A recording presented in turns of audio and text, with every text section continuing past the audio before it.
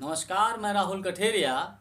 राजस्थान में कांग्रेस पार्टी की तरफ से 2023 का बजट पेश कर दिया गया है।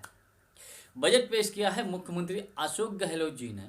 वो मुख्यमंत्री अशोक गहलोत जी जिनके 2023 में बजट पेश करने को लेकर संशय बरकरार था पिछले 2-3 महीने तक कि पता नहीं मुख्यमंत्री अशोक गहलोत जी राजस्थान के 2023 का बजट पेश कर भी पाएंगे या नहीं कर पाएंगे। लेकिन खैर, बजट मुख्यमंत्री अशोक गहलोत जी ने ही पेश किया है। जैसा कि उन्होंने कहा था कि बजट तो मैं ही पेश करूंगा।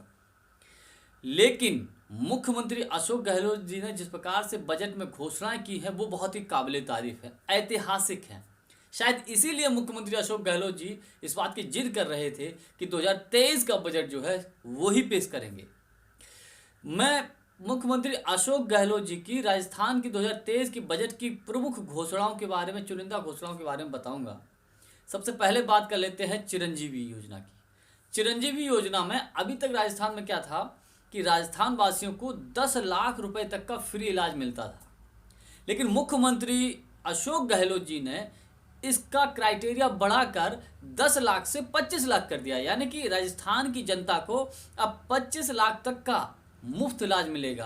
यानी कि बड़ी से बड़ी कोई गंभीर बीमारी हो उसका भी अगर वो राजस्थान का निवासी है तो 25 लाख रुपए तक का फ्री में या मुफ्त में इलाज करा सकता है।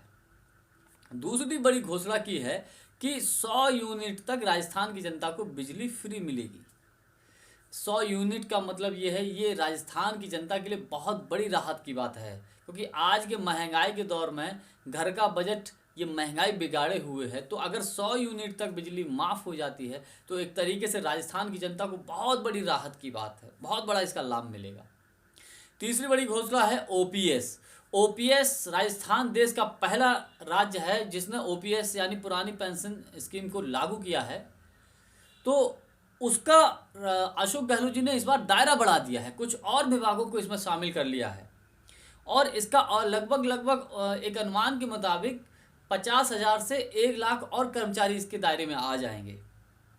तो यूँ कहो कि राजस्थान सरकार ने जब पुरानी पेंशन स्कीम को बहाल किया था तो उसी को देखते हुए देश की अन्य राज्य सरकारों ने भी पुरानी पेंशन स्कीम को लागू कर दिया, जिसमें से छत्तीसगढ़ सरकार हो गई, हिमाचल प्रदेश की सरकार हो गई, पंजाब की सरकार हो गई। इन सभी ने राजस्थान सरकार का अनुसरण करते हुए ओपीएस सिस्टम को लागू किया है।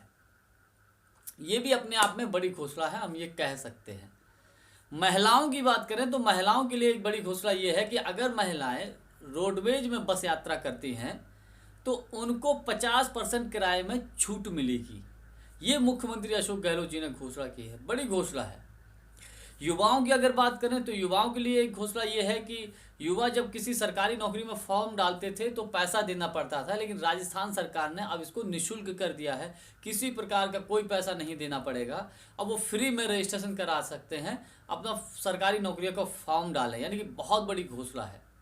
अभी तक कक्षा 1 से 12 तक छात्राओं के लिए राजस्थान में निःशुल्क शिक्षा थी, लेकिन अब छात्रों को भी एक किसी विशेष स्कीम के तहत कक्षा 1 से 12 तक जो शिक्षा है वो मुफ्त दी जाएगी।